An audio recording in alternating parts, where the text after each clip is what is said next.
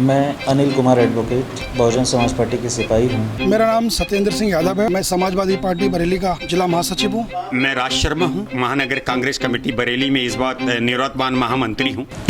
कल जो ताली और थाली बजाने का जो आप बता रहे हैं, मैं उन नौजवानों को ये कहना चाहता हूँ, क्या थाली और ताली बजाने से कोरोना दूर हुआ? आज की डेट में आप देख लीजिए, 50,000 से अधिक, 60,000 से अधिक, 70,000 से अधिक कोरोना पेशेंट निकल रहे हैं। तो मैं इन नौजवानों को ये संदेश देना चाहता हूँ कि ऐसी झूठी बातों में, काल्पनिक बातों में ना आइए। इससे ना तो किसी बीमारी का हल निकला और ना ही बेरोजगारी का हल निकलेगा। मैं पूछना चाहता हूँ प्रधानमंत्री जी से कि आपका वो निर्णय सही था या ये निर्णय सही है कि देश को जब 500 लोग कोरोना पेशेंट थे तो आपने लॉकडाउन कर दिया और आज 90,000 लोग डेली कोरोना से पॉजिटिव हो रहे हैं, तब आपने देश को अनलॉक कर दिया। तो कौन सा निर्णय आपका सही है? अगर वो निर्णय आपका सही था तो आज लॉकडाउन की आवश्यकता क्यों नहीं महसूस कर रहे हैं? जब 90,000 केस प्रतिदिन आ रहे हैं तो आज लॉकडाउन करिए। यदि वो निर्णय आपका, आज का ये निर्णय अगर आपका गलत है तो उस समय आपने निर्णय क्यों वो ले लिया कि आपने देश को जो है झोंक दिया और मज़दूरों के और उनके बच्चों के हित के बारे में आपने बिल्कुल कुछ भी नहीं सोचा और पूरी तरीके से देश को बेसहारा और बेपनाह, मतलब ऐसी परिस्थितियों में आपने छोड़ दिया जिसकी कल्पना इस देश के नागरिक ने कभी नहीं की थी, जिसने बड़ी शिद्दत के साथ, बड़ी ईमानदारी के साथ आप पे भरोसा करके आपको वोट देने का काम किया।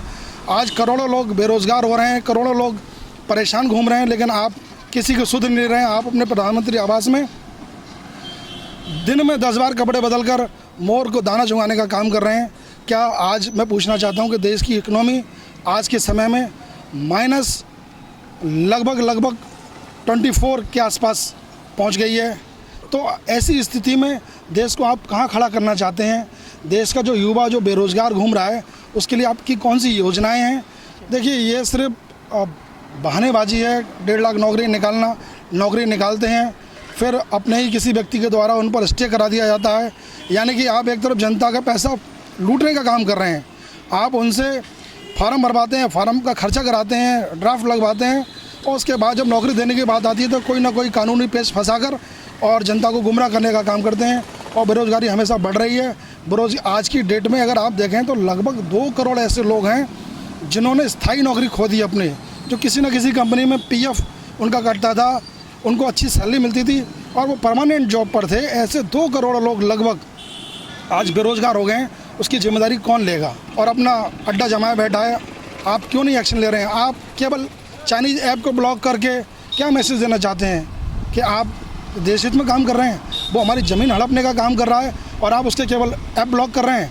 आपको इस पर सख्त से सख्त कदम लेने चाहिए। और जो आप प्राइवेटाइजेशन की तरफ पूरे देश को ले जाना चाह रहे हैं, आप पूरे देश में रेलवे को बेच रहे हैं, एयरपोर्ट्स बेच रहे हैं, हमारी जितनी भी अच्छी कंपनियां उनको अब आप बेचने का काम कर रहे हैं, तो आप कैसे देश को आगे चलाएंगे? ये बहुत बड़ा संकट का समय है और इसमें हमारे देश की जनता को कोई ना कोई अपना विचार करके और इस पर एक्शन लेना चाहिए। देखिए, युवाओं ने जो और बेरोज़गारों ने जो ताली और थाली बजाई है, उनका साफ संदेश यही है कि माननीय प्रधानमंत्री जी, आपके कहने पर हम ताली और थाली बजा सकते हैं, तो हम लोग ताली थाली बजाकर आपकी सरकार को गिरा भी सकते हैं। मैं आप लोगों को एक चीज़ बताना चाहता हूं कि इस भारतीय जनता पार्टी की सरकार के खिलाफ इस वक्त जो उद्योगपति थे, जो छात्र थे, ये सब लोग इनके विरोध में आ चुके। और ये छात्रों का जो थाली बजाने का जो ये रोल है, ये बहुत ही सराहनीय रोल है। यहाँ पे मैं एक बात कहना चाहूँगा, यहाँ छात्रों को किसी भी पार्टी से ना जोड़ा जाए। वो बात अलग है कि सब छात्र कोई ना कोई किसी पार्टी से अपने आप को एक लिंक रखता है, लेकिन सबसे ज़्यादा जो संदेश जा रहा है वो ये जा रहा है कि इस देश का भाग्य, इस देश का भविष्य हमारी भारतीय जनता पार्टी सरकार के खिलाफ में है, उसकी नीतियों के खिलाफ में है। जैसे सरकार कर रही थी, सरकार ने उद्योग धंधे चौपट कर दिए, सरकार ने कॉलेज बंद कर दिए, सरकार लॉकडाउन को सही से पालन नहीं करा पाई। जब लॉकडाउन होना था तब लॉकडाउन खोल दिया गया और जब लॉकडाउन नहीं होना था, जब लॉकडाउन होना चाहिए था, तब उन्होंने लॉकडाउन को खोल दिया। इससे धंधे, छोटे छोटे बच्चों के गुल्लक टूट गए। जिन बच्चों ने अपने गुल्लक सजा के रखे थे कि हम दिवाली पे गुल्लक तोड़ेंगे और कोई चीज़ ऐसा खिलौना लेंगे, उन्हें इस बदहाली के वजह से खोलने लड़ा। और इसी वजह से मैं एक और बात कहना चाहता हूं कि याद रखिए, जिस देश का भविष्य उस सरकार के खिलाफ होता है, मेरा यहाँ देश के भविष्य से तात्पर्य यहाँ के छात्रों का है, जो पढ़ रहे हैं, जो लिख रहे हैं, और लेकिन उन्हें अपना भविष्य अंधकार में दिख रहा है। इसलिए मैं इस सरकार को कहना चाहता हूं, जो सरकार ने एक छात्रों को, अभी छात्रों ने नीट का एग्जाम करा दिया, आगे आज एनडीए का एग्जाम करा रही है, पिछले भी मैंने देखा कि तमाम छात्रों ने अपनी परीक्षाएं छोड़ दी, क्योंकि बिना तैयारी के ये परीक्षाएं ऐसी हैं कि बिना तैयारी के कभी भी कोई बच्चा पास नहीं कर सकता। ये सिर्फ ढोकलेबाजी और ये जुगलेबाजी में पड़ी हुई सरकार हमारे देश को जो बर्बाद करी, उसके लिए अब छात्र को मैं एक बार फिर दोहराना चाहता हूं, छात्र चाहे कोई पार्टी का हो, छात्र को सिर्फ छात्र देखा जाता है। छात्र की जो राजनीति होती है वो भविष्य में देश के निर्माण के काम आती है। तो मैं इस सरकार से एक आग्रह करना चाहता हूं कि आप लोग होश में आए। और वैसे तो मैं एक बात सभी आप लोगों से कहता हूं, पत्रकार महोदय लोगों से, कि ये सरकार किसी भी पार्टी की नहीं है, ये सरकार सिर्फ दो आदमियों की है, और वो हैं अमित शाह और नरेंद्र मोदी। कोई मंत्री नहीं है, कोई सांसद नहीं है, कोई विधायक नहीं है। और वैसे तो आप लोग भी पूछते हैं कि हमारी पार्टी के नेता राहुल गांधी जी इस बेरोजगारी के बारे में क्या कहेंगे, तो ये तो अपने आप में आप बयान कर देते हैं कि बेरोजगारी चल रही है। और इस वक्त जो देश का जो छात्र है वो राहुल गांधी जी के, जैसा कि राहुल गांधी जी ने अभी चंद दिनों पहले कहा था कि अगर जिस भी किसी देश को उसकी आर्थिक नीति, उसकी स्वास्थ्य से संबंधित चीज़ें, उसकी बुजुर्गों से संबंधित चीज़ें, इन चीज़ों को अगर सुधारना है तो देश के छात्र को आगे आना पड़ेगा और छात्र को रोडों पे आना पड़ेगा। और इस बात को सब छात्रों ने माना और उन्होंने राहुल गांधी जी के विचारों को सराहा। इसलिए आज पूरा छात्र थाली बजाकर एक संदेश देना चाहता है कि इस देश को बचा लो, वरना भविष्य बहुत अंधकार में होगा। मैं एक और बात बताना चाहता हूं, ये परीक्षाएं जितनी भी करा रहे हैं ये ढोकलेबाजी करा रहे हैं। ये लोग एक्चुअली बेसिकली जो बीजेपी है वो एक आइडियोलॉजी होती है। आप लोग सब जानते हैं, हम भी जानते हैं, हर पार्टी की एक आइडियोलॉजी होती है। और बीजेपी, भारतीय जनता पार्टी की जो आइडियोलॉजी है वो प्राइवेटिज्म की है, वो प्राइवेट चीजों को पसंद करती है। ये जो एग्जाम इन्होंने रखे हैं, मैं आपको बताना चाह रहा हूं कि ये एग्जाम आगे चल के आउटसोर्सिंग में तब्दील कर देंगे।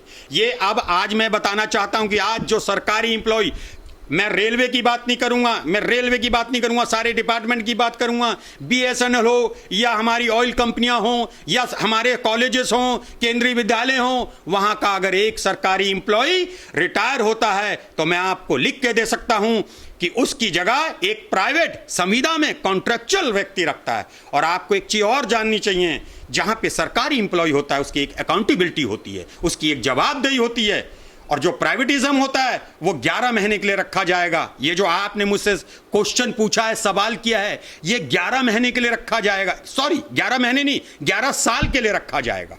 ये 11 साल के लिए एम्प्लॉयमेंट दिया जाएगा। और कोई भी वो अपने, अगर आप उनके खिलाफ कोई एक्शन लेते हैं विधा चिढ़ने की वजह से, तो वो ना किसी कोर्ट में जाएगा, ना कहीं अपनी आवाज़ उठा सकता है। 11 साल के बाद आप लगाइए, मान लो 25 साल का लड़का, 25 साल का मैं हूं और मैं नौकरी लग गया, 11 साल बाद मेरी उम्र कितनी होगी? 36 साल। तो मैं ना सरकारी नौकरी पाने का, हालांकि सरकारी नौकरी कहाँ है? बीएसएनएल इन्होंने बेच दिया। आज बीएसएनएल के डीटी मैं बता सकता हूं आपको नाम लेके, जो बीएसएनएल के लोगों ने वीआरएस लिया उन्हें आज तक पैसा नहीं मिला। सरकारी एम्प्लॉय, जो पहले एक कहावत थी, सरकारी एम्प्लॉय जिस दिन रिटायर होता था उस दिन उसे सारे उसके पैसे दे दिए जाते थे। आज आप किसी भी सरकारी एम्प्लॉय से ये पूछ सकते हैं, क्या उसको जिस दिन वो रिटायर होता है क्या उसे उस दिन पैसा मिलता है? कोई भी पैसा ये सरकार देने के लायक नहीं है। ये सिर्फ एक काम कर रही है, हमारे लोगों का पैसा खींच रही है। हम जो साधारण लोग हैं उनका पैसा खींच रही है। और बड़े घराने जिनकी वजह से ये लोग चल रहे हैं, जिन घरानों की वजह से ये हर स्टेट में और दिल्ली में इन्होंने अपना कार्यालय बना लिया है, ये वो कर रहे हैं। और मैं आपको एक चीज़ आगाह करना चाहता हूँ, वो दिन आने वाला है कि जब हम लहसुन की चटनी से रोटी खाएंगे, उसको भी हम अपना भाग्य समझ लेंगे।